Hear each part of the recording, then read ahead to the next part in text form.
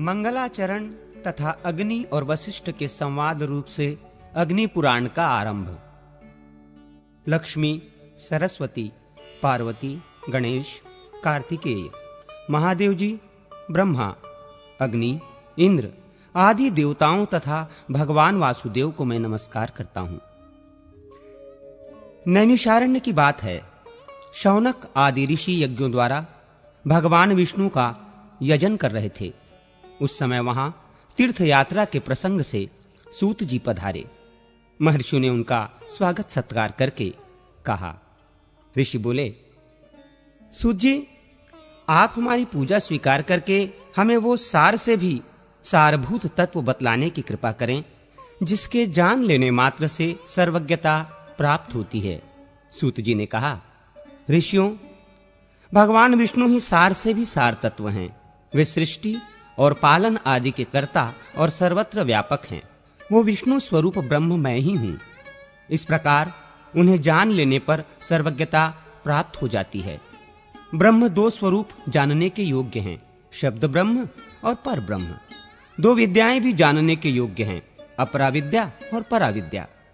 ये अथर्ववेद की श्रुति का कथन है। एक समय की बात है, मैं, शुकदेव जी तथा पैल आदि ऋषि बद्रिकाश्रम को गए और वहां व्यास जी को नमस्कार करके हमने प्रश्न किया। तब उन्होंने हमें सार तत्व का उपदेश देना आरंभ किया। व्यास जी बोले, सुत, तुम शुक आदि साथ सुनो। एक समय मुनियों के साथ मैंने महर्षि वशिष्ठ से सारभूत परात्पर ब्रह्म के विषय में पूछा था। उस समय उन्होंने मुझे जैसा उपदेश दिया था वही तुम्हें बतला रहा हूं। वशिष्ठ जी ने कहा, व्यास, मैं सर्वांतर्यामी ब्रह्म के दो स्वरूप हैं, मैं उन्हें बताता हूं, सुनो। पूर्व काल में ऋषि मुनि तथा देवताओं सहित मुझसे अग्निदेव ने इस विषय में जैसा जो कुछ भी कहा था वही मैं तुम्हें बता रहा हूं। अग्नि पुराण सर्वोत्कृष्ट है। इसका एक एक अक्षर ब्रह्म विद्या है, अतएव यह परम ब्रह्म स्वरूप है। ऋग्वेद आदि संपूर्ण वेद शास्त्र अपर ब्रह्म है। पर ब्रह्म स्वरूप अग्नि पुराण संपूर्ण देवताओं के लिए परम सुखद है। अग्नि देव द्वारा जिसका कथन हुआ है वो आग्नेय पुराण वेदों के सर्वतुल्य सर्वमान्य है। ये पवित्र पुराण अपने पाठकों और श्रोताजनों को भोग तथा मोक्ष प्रदान करने वाला है। भगवान विष्णु ही कालाग्नि रूप से विराजमान हैं। वे ही ज्योतिर्मय परात्पर पर ब्रह्म हैं। ज्ञान योग तथा कर्म योग द्वारा उन्हीं का पूजन होता है। एक दिन उन विष्णु स्वरूप अग्निदेव से मुनियों सहित मैंने इस प्रकार प्रश्न किया। वशिष्ठ जी ने पूछा, अग्निदेव, संसार सागर से पार लगाने के लिए नौका रूप परमेश्वर ब्रह्म के स्वरूप का वर्णन कीजिए और संपूर्ण विद्याओं के सारभूत उस विद्या का उपदेश दीजिए जिसे जानकर मनुष्य सर्वज्ञ हो जाता है। अग्निदेव बोले, वशिष्ठ, मैं ही विष्णु हूं।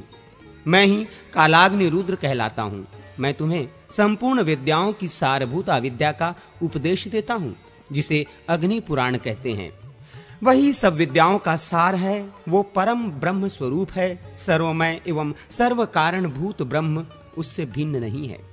उसमें सर्ग, प्रतिसर्ग, वंश, मनवंतर, वंशानुचरित आदि का तथा मत्स्य कूर्म आदि रूप धारण करने वाले भगवान का वर्णन है। ब्रह्मन, भगवान विष्णु की स्वरूप भूता दो विद्याएं हैं, एक परा और दूसरी अपरा। ऋक्, यजुः, साम और अथर्व नामक वेद, वेद के छहों अंग, शिक्षा, कल्प, व्याकरण, निरुक्त, ज्योतिष और छंद शास्त्र तथा मीमांसा, धर्मशास्त्र, पुराण, न्याय, वैदिक, आयुर्वेद, गांधार्व वेद, संगीत, धनुर्वेद और अर्थशास्त्र, ये सब अपरा विद्या हैं। तथा पराविद्या वो है जिससे इस अदृश्य, अग्राह्य, ग्रोतर रहित, चरण रहित, नित्य अविनाशी ब्रह्म का बोध हो। इस अग्नि पुराण को पराविद्या समझो। पूर्व काल में भगवान विष्णु ने मुझसे तथा ब्रह्मा जी ने देवताओं से जिस प्रकार वर्णन किया था उसी प्रकार मैं भी तुमसे मत्स्य आदि अवतार धारण करने वाले जगत कारण भूत परमेश्वर का प्रतिपादन करूंगा।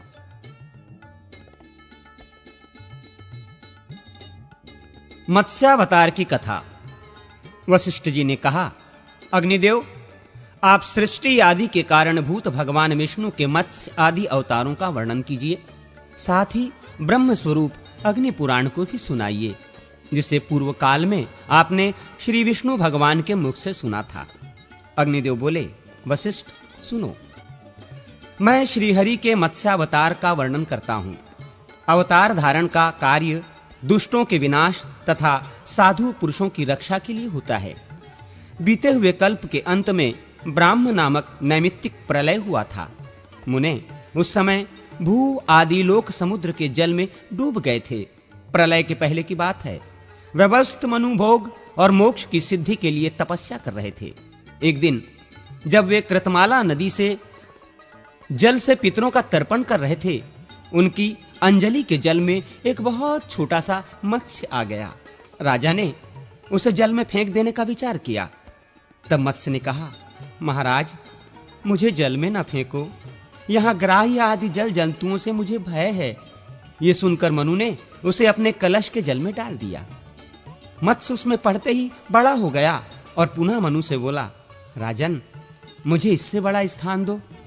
उसकी ये बात सुनकर राजा ने उसे एक बड़े जलपात्र, नाद या कुंडा आदि में डाल दिया। उसमें भी बड़ा होकर मत्स्य राजा से बोला, मनो, मुझे कोई विस्तृत स्थान दो।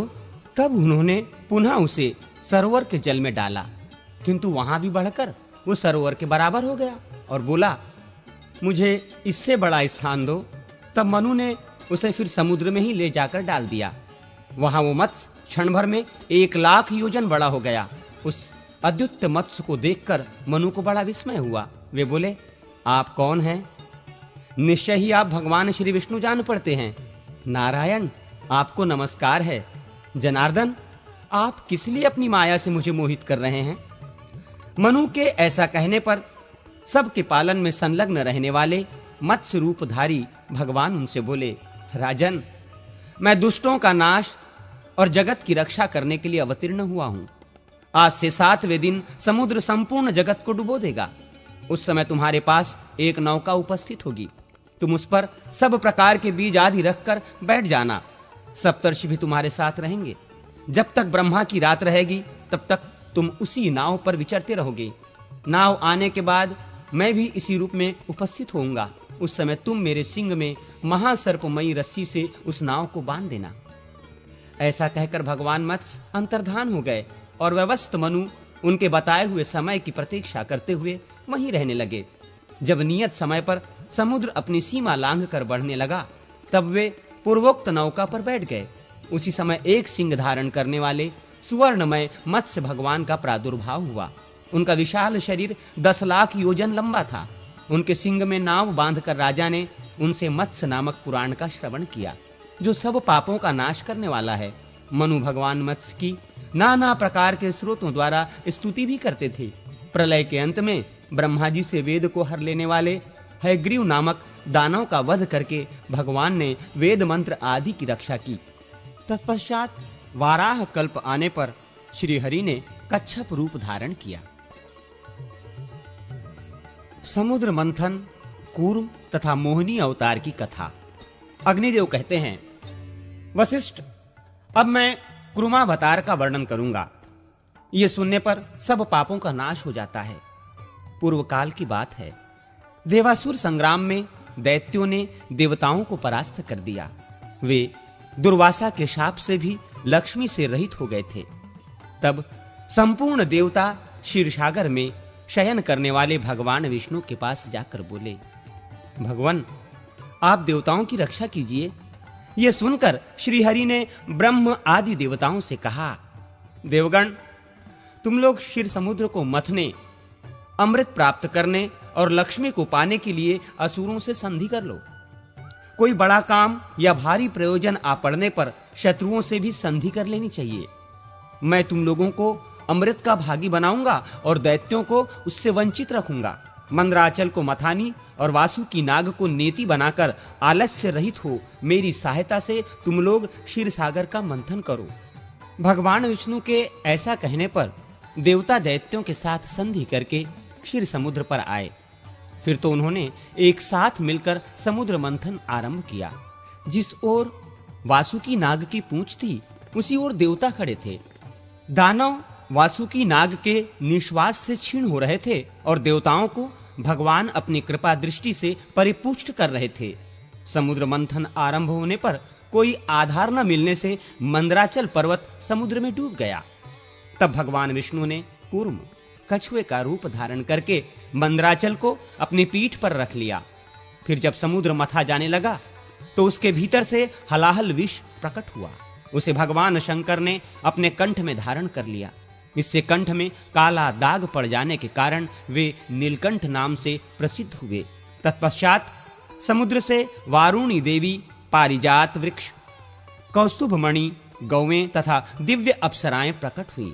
फिर लक्ष्मी देवी का प्रादुर्भाव हुआ। वे भगवान विष्णु को प्राप्त हुई। संपूर्ण देवताओं ने उनका दर्शन और स्तवन किया। इससे वे लक्ष्मीवान हो गए। तदनंतर भगवान विष्णु के अंशभूत धन्वंतरी, जो आयुर्वेद के प्रवर्तक हैं, हाथ में अमृत से भरा हुआ कलश लिए प्रकट हुए। दैत्यों ने उनके हाथ से अमृत छीन लिया और उसमें से आधा देवताओं को देकर वे सब चलते बने। उनमें जंभ आदि दैत्य प्रधान थे। उन्हें जाते देख भगवान विष्णु ने स्त्री का रूप धारण किया। उस रूपवती स्त्री को देखकर दैत्य मोहित हो गए और बोले, सुमुखी, तुम हमारी भार्या हो जाओ और ये अमृत लेकर हमें पिलाओ। बहुत अच्छा कहकर भगवान ने उनके हाथ से अमृत ले लिया और उसे देवताओं को पिला दिया। उस समय राहु चंद्रमा का रूप धारण करके अमृत पीने लगा। तब सूर्य और चंद्रमा ने उसके कपट वेश को प्रकट कर दिया। ये देख भगवान श्री हरि ने चक्र से उसका मस्तक काट डाला। उसका सिर अलग हो गया और भुजाओं सहित धड़ अलग रह गया। फिर भगवान को दया आई और उन्होंने राहु को अमर बना दिया। तब ग्रह स्वरूप राहु ने भगवान श्री हरि से कहा, इन सूर्य और चंद्रमा को मेरे द्वारा अनेकों बार ग्रहण लगेगा। उस समय संसार के लोग जो कुछ दान करें वो सब अक्षय हो। भगवान विष्णु ने तथास्तु कहकर संपूर्ण देवताओं के साथ राहु की बात का अनुमोदन किया। इसके बाद भगवान ने स्त्री रूप त्याग दिया, किंतु महादेव जी को भगवान के उस रूप का पुनर्दर्शन करने की इच्छा हुई। अतः उन्होंने अनुरोध किया, भगवान, आप अपने स्त्री रूप का मुझे दर्शन करावें। महादेव जी की प्रार्थना से भगवान श्री हरि ने उन्हें अपने स्त्री रूप का दर्शन कराया।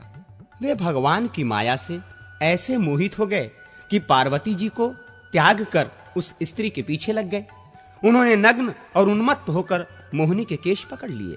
मोहिनी अपने केशों को छुड़ाकर वहां से चल दी। उसे जाती देख महादेव जी भी उसके पीछे पीछे दौड़ने लगे। उस समय पृथ्वी पर जहां वहां भगवान शंकर का वीर्य गिरा, वहां वहां शिवलिंगों का क्षेत्र एवं सुवर्ण की खानें हो गईं। तत्पश्चात ये माया है ऐसा जानकर भगवान शंकर अपने स्वरूप में स्थित हुए। तब भगवान श्री हरि ने प्रकट होकर शिवजी से कहा, रुद्र, तुमने मेरी माया को जीत लिया। पृथ्वी पर तुम्हारे सिवा दूसरा कोई ऐसा पुरुष नहीं है जो मेरी इस माया को जीत सके। भगवान के प्रयत्न से दैत्यों को अमृत नहीं मिलने पाया, अतः देवताओं ने उन्हें युद्ध में मार गिराया। फिर देवता स्वर्ग में विराजमान हुए और दैत्य लोग पाताल में रहने लगे। जो मनुष्य देवताओं की इस विजय गाथा का पाठ करता है वो स्वर्गलोक में जाता है।